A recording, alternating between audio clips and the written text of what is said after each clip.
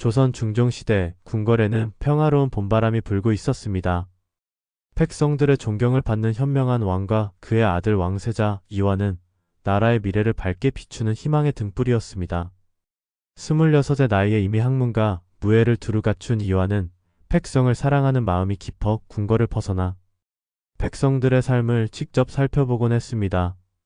그러나 궁궐 깊숙한 곳에서는 어둠의 그림자가 자라나고 있었습니다. 왕의 둘째 동생인 형선대군은 겉으로는 충성스러운 왕족의 모습을 보였지만 속으로는 왕자에 대한 탐욕으로 가득했습니다. 그는 은밀히 신복들을 모으며 역모를 계획하고 있었습니다. 달이 없는 어둠의 밤, 형선대군의 역모가 시작되었습니다. 궁궐 곳곳에서 칼날이 번뜩이며 비명소리가 울려 퍼졌습니다. 왕과 왕비 그리고 어린 공주들이 무참히 목숨을 잃었습니다. 이완은 간신히 목숨을 구했지만 적들의 칼에 머리를 크게 다쳐 기억을 잃고 말았습니다. 핏빛으로 물든 궁궐에서 가까스로 탈출한 이완은 의식을 잃은 채 산속을 헤매다 쓰러졌습니다. 그를 발견한 것은 깊은 산중에서 약초를 캐며 살아가는 늙은 약초꾼이었습니다. 약초꾼은 죽어가는 청년을 구해내기 위해 밤낮으로 간병했습니다. 며칠 후 깨어난 이완은 자신이 누구인지 어디서 왔는지 전혀 기억하지 못했습니다. 약초꾼은 그에게 제호라는 이름을 지어주었습니다. 궁궐에서는 왕세자 이완이 죽었다고 발표되었고 형선대군이 새로운 왕으로 즉위했습니다. 진정한 왕세자는 기억을 잃은 채 산골 마을에서 평범한 청년 제호로 새로운 삶을 시작하게 되었습니다. 산골 마을에서의 생활이 시작되었습니다. 제호라는 이름으로 살아가게 된 이완은 비록 기억은 잃었지만 타고난 영민함과 따뜻한 성품은 그대로였습니다. 약초꾼의 딸 서은은 23세 당찬 처녀로 아버지를 도와 마을 사람들의 병을 고치는 일을 도맡아 했습니다. 처음 서은은 정체불명의 제호를 경계했습니다. 하지만 제호가 마을의 크고 작은 일들을 지혜롭게 해결하는 모습을 보며 차츰 마음을 열기 시작했습니다. 제호는 글을 읽을 줄 알았고 어려운 계산도 척척 해냈으며 사람들의 다툼을 현명하게 중재했습니다. 어느 가을날 마을에 큰 위기가 찾아왔습니다. 한양에서 내려온 탐관들이 과도한 세금을 걷어가려 했고 가난한 농민들은 울분에 차 있었습니다. 제호는 마을 사람들과 함께 지혜로운 방법으로 탐관들의 횡포를 막아냈습니다. 그의 용기와 슬기로움에 감동한 서은은 제호에게 깊은 마음을 품게 되었습니다. 한편 한양에서는 세왕 형선대군의 폭정이 날로 심해지고 있었습니다. 백성들의 고열을 짜내는 무리한 세금 징수, 무고한 사람들을 역적으로 몰아 처형하는 일들이 연이어 벌어졌습니다. 옛 충신들은 숨어 지내며 진정한 왕의 돌아오기를 기다렸습니다. 제호는 때때로 이상한 꿈을 꾸었습니다. 화려한 궁궐, 용포를 입은 남자, 그리고 피로 물든 밤의 기억들이 파편처럼 스쳐 지나갔습니다. 하지만 그는 그것들을 단순한 꿈으로 여기며 현실의 삶에 충실했습니다.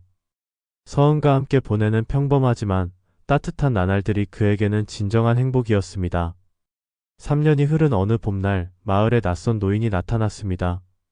그는 바로 선왕시대의 충신이었던 김대감이었습니다. 형선대군의 숙청을 피해 은둔해 있던 그는 우연히 제호를 보게 되었고 그의 모습에서 죽었다고 여겨졌던 왕세자의 면모를 발견했습니다. 김대감은 제호의 몸에 새겨진 왕실만의 특별한 점을 확인했습니다. 어린 시절 궁중에서 보였던 특별한 버릇들, 글씨체, 심지어 걸음걸이까지도 분명히 왕세자 이완 그 사람이었습니다. 김대감은 조심스럽게 제호에게 진실을 알려주기 시작했습니다. 처음에는 믿을 수 없었던 제호였지만 김대감이 들려주는 과거의 이야기들과 자신의 꿈속 장면들이 일치하면서 혼란에 빠졌습니다. 자신이 정말 왕세자였다면 지금 왕위에 있는 사람은 누구인가? 그리고 자신의 가족들은 어떻게 된 것인가? 서은은 제호의 정체를 알게 되자 깊은 충격에 빠졌습니다. 사랑하는 사람이 왕세자라니 그것은 하늘과 땅만큼이나 먼 거리였습니다. 하지만 그녀는 제호의 고통스러운 마음을 이해하고 그의 곁을 지키기로 결심했습니다. 김대감은 현재 조선의 참혹한 현실을 자세히 알려주었습니다.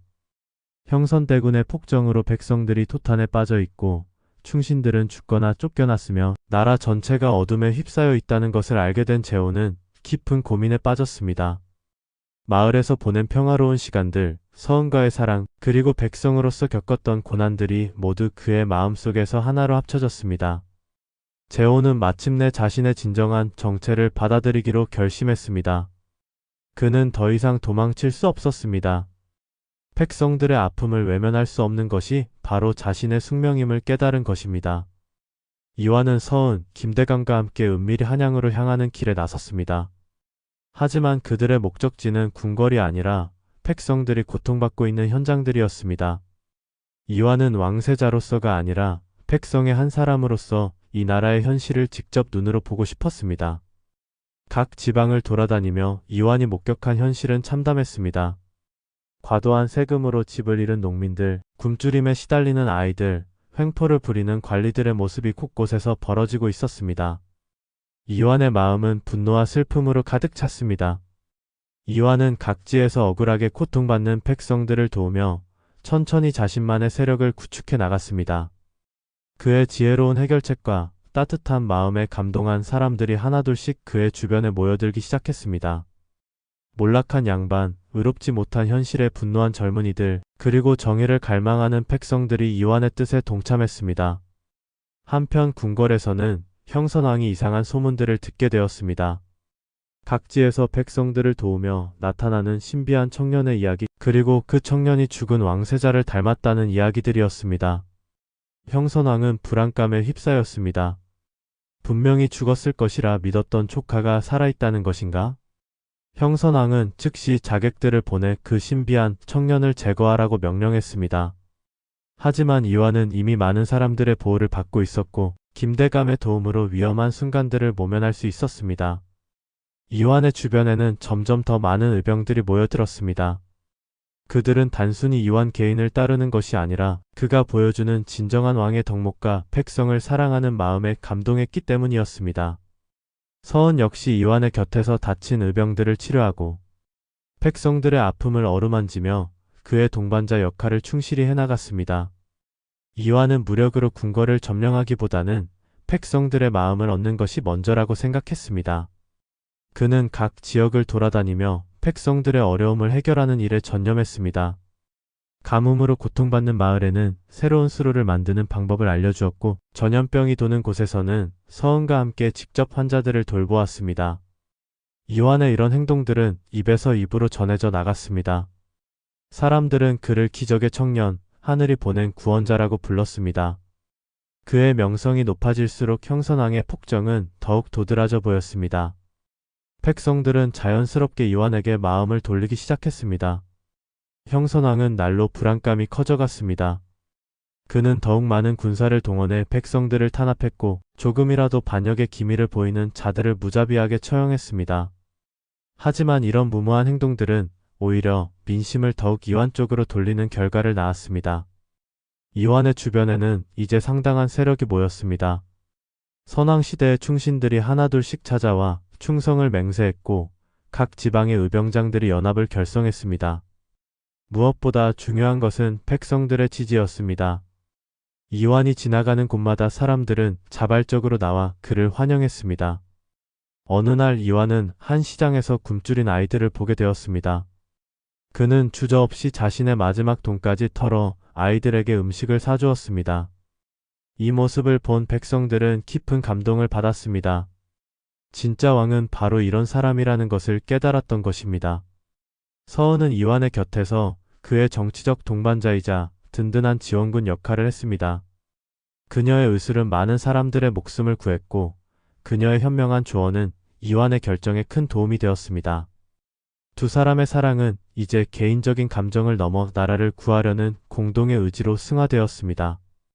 형선왕은 더 이상 참을 수 없었습니다. 이완의 세력이 날로 커지는 것을 보며 위기감을 느낀 그는 마침내 대규모 군대를 동원하기로 결심했습니다. 전국 각지의 군사들을 한양으로 집결시켜 이완과 그를 따르는 세력을 완전히 괴멸시키겠다고 선언했습니다. 하지만 이완의 세력도 만만치 않았습니다. 각 지방에서 모여든 의병들과 이완의 뜻에 동참한 관군들이 연합하여 상당한 군사력을 보유하게 되었습니다. 더욱 중요한 것은 백성들의 지지였습니다. 전투가 임박했다는 소식이 퍼지자 수많은 백성들이 자발적으로 이완의 군대에 합류했습니다. 결정적인 순간이 다가왔습니다. 한강 너머에서 두 군대가 대치했습니다. 형선왕의 군대는 숫자와 무기에서 우세했지만 이완의 군대는 정의로운 명분과 백성들의 지지라는 더 큰 힘을 가지고 있었습니다. 전투가 시작되기 전 이완은 말 위에 서서 외쳤습니다. 백성을 지키는 것이 진정한 왕의 의무입니다. 우리는 정의를 위해 이 땅의 모든 백성들을 위해 싸웁니다. 그의 외침은 산가들에 울려 퍼졌고 병사들과 백성들의 마음에 불같은 용기를 불어넣었습니다. 전투는 치열했습니다. 하지만 이완 군대의 사기는 하늘을 찔렀습니다. 형선왕의 군대 중에서도 많은 이들이 이완의 편으로 돌아섰습니다. 그들 역시 형선왕의 폭정에 염증을 느끼고 있었던 것입니다. 서은은 후방에서 부상병들을 치료하며 이완을 지원했습니다. 김대감과 충신들은 각자의 역할을 다하며 이완을 도왔습니다. 무엇보다 백성들이 직접 나서서 이완의 군대를 도왔습니다.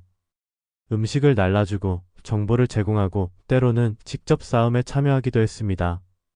이것은 단순한 군사적 충돌이 아니라 백성들의 의지가 표출되는 역사적 순간이었습니다.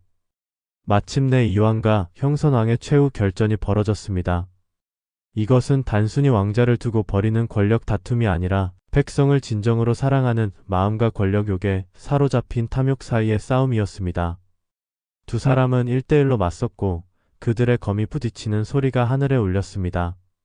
형선왕은 무예에 뛰어났지만 이완에게는 정의로운 명분과 백성들을 지키려는 간절한 마음이 있었습니다.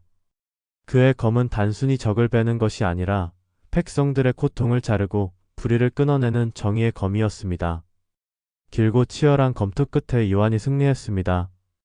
형선왕은 패배를 인정하지 않고 마지막까지 발악했지만 결국 자신의 탐욕이 불러온 비참한 최후를 맞이했습니다. 그의 죽음과 함께 오랫동안 이 땅을 짓눌렀던 어둠이 걷히기 시작했습니다. 승리의 함성이 터져 나왔습니다. 백성들은 환호했고 의병들은 기쁨의 눈물을 흘렸습니다. 마침내 진정한 왕이 돌아온 것입니다. 이완은 백성들의 환호를 받으며 궁궐로 향했습니다. 하지만 승리의 기쁨도 잠시 이완에게는 큰 아픔이 찾아왔습니다. 전투 중에 그를 지키려다가 목숨을 잃은 소중한 동료들이 있었습니다. 특히 김대감은 이완을 구하려다 적의 화살에 맞아 숨을 거두었습니다. 그의 마지막 말은 전하, 백성들을 잘 부탁드립니다 하였습니다.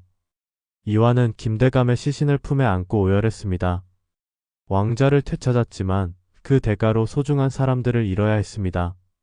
이것이 바로 왕의 숙명이며 왕의 고독임을 그는 뼈저리게 깨달았습니다. 서은은 슬픔에 잠긴 이완을 위로하며 죽은 이들의 뜻을 받들어 더 나은 나라를 만들어야 한다고 말했습니다.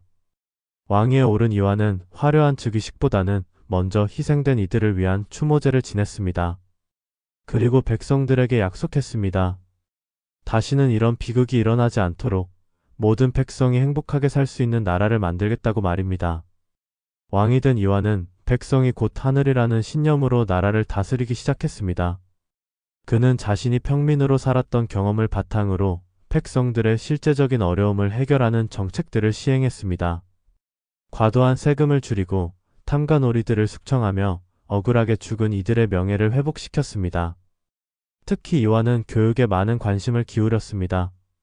백성들이 글을 읽고 쓸 수 있어야 진정한 자유를 누릴 수 있다고 믿었기 때문입니다. 각 마을마다 학교를 세우고 가난한 집 아이들도 공부할 수 있도록 지원했습니다. 서은은 왕비의 자리에 오르는 대신 백성들의 건강을 돌보는 일에 전념하기로 했습니다. 그녀는 전국에 의료소를 설치하고 의술을 가르치는 학교를 만들어 더 많은 사람들이 병을 고칠 수 있도록 했습니다. 이완과 서은은 진정한 정치적 동반자가 되어 함께 백성들을 위해 일했습니다. 이완의 정치는 소통을 바탕으로 했습니다. 그는 정기적으로 궁궐을 나와 백성들과 직접 만나 그들의 이야기를 들었습니다. 또한 각 지방에 신뢰할 만한 관리들을 파견하여 중앙정부와 지방 사이의 소통이 원활하게 이루어지도록 했습니다. 몇 년이 흐른 후 조선은 완전히 다른 나라가 되었습니다. 백성들의 얼굴에는 웃음이 돌아왔고 시장은 활기로 넘쳤으며 아이들의 웃음소리가 곳곳에서 들려왔습니다. 이완이 꿈꾸던 이상적인 나라가 현실이 되어가고 있었습니다. 어느 가을날 저녁, 이완은 서은과 함께 궁궐 밖 들판을 거닐었습니다. 황금빛으로 물든 들판에서는 농민들이 풍성한 추수를 하고 있었고 아이들이 뛰어놀며 즐거워했습니다. 이완은 이 모든 광경을 바라보며 깊은 만족감을 느꼈습니다.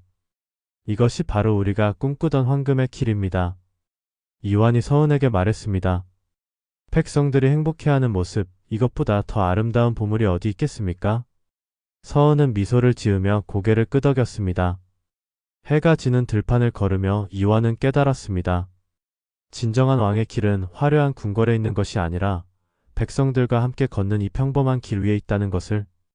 그의 발걸음은 백성들을 향해 있었고 그가 걷는 길이 바로 모든 사람이 행복할 수 있는 황금의 길이었습니다.